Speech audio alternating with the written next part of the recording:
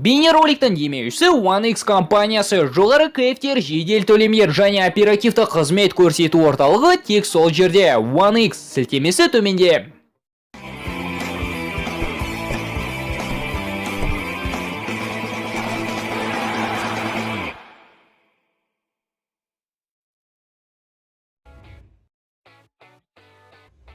Кике Сетин және Зинедин Зидан Реал мен Барса үшін маусым қалай аяқталмасы да өз қызметтерінде қалады. Футболшылар карантинге байланысты жалақы алмайды. Ибра коронавирусқа соғыс жариялады. Осы және де өзге де қызықты жаңалықтар топтамасы дәл осы бейнероликте. Арнамызға жазылып қоңырау түймешесін басуды ұмытпаңыздар. Ал біз бастаймыз.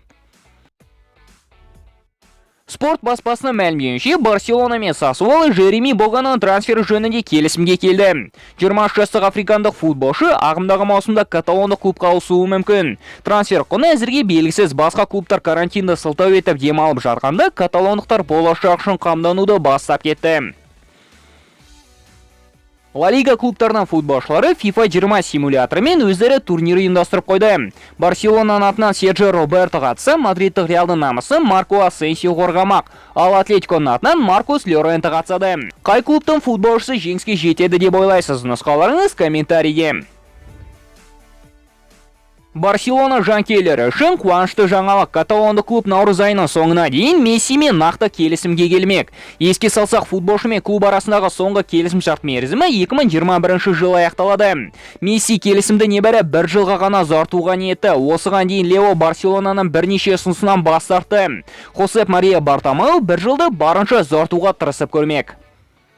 Гол батпасы Роналдудың ең көп гол соққан командаларының тізімін жариялады. 35 жастағы футболшының тізіміне 5 испандық клуб жайғасты.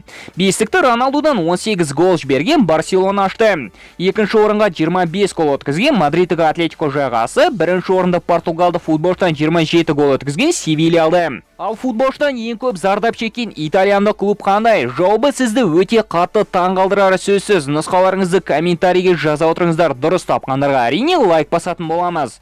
Ал сұрақтың жауабы әрине туриндық Ювентус. Итальяндық клубтың қақпасына Роналду 10 мәрте гол соқты. Әрине чемпиондар лигасында және Реал футболшысы ретінде.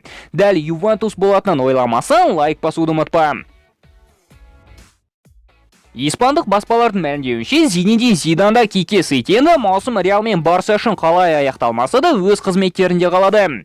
Ағымдағы маусымда каталондық клубта, патшалық клубта өте тұрақсыз ойын өрнегін көрсетуде. Басшылықтары қос бапкерге де екінші мүмкіндік беруге дайын.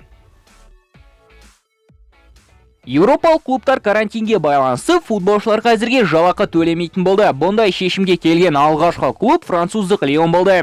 Бір қызығы, келісімшартта карантин демалысына қатысты белгілі келісім бар ма жоқ па белгісіз. Златан Ибрагимович коронавирусқа соғыс жариялады. 38 жастағы швециялық футболшы індетпен күресетін вирустың 5-ші нүктесінен бір теп атты қаржылық фонд ашты. Осыған қатысты Ибра, егер коронавирус Златанға келмесе, Златан коронавирусқа келеді деп пікір қалдырды. Іске сәт Ибра бастысы өзін ауырып қалмасан болды. Құрметті футбол әлем арнасының сүйікті көрермендері, баршаларыңызды ұлыстың ұлы күні 22 наурыз мерекесімен шын жүректен құттықтаймыз. Қазақтың жаңа жылы баршамызға мол бақыт, ашық аспан, құт береке әкелсін. Келесі кездескенше достар, наурыз құтты болсын. Футбол бірінші орында.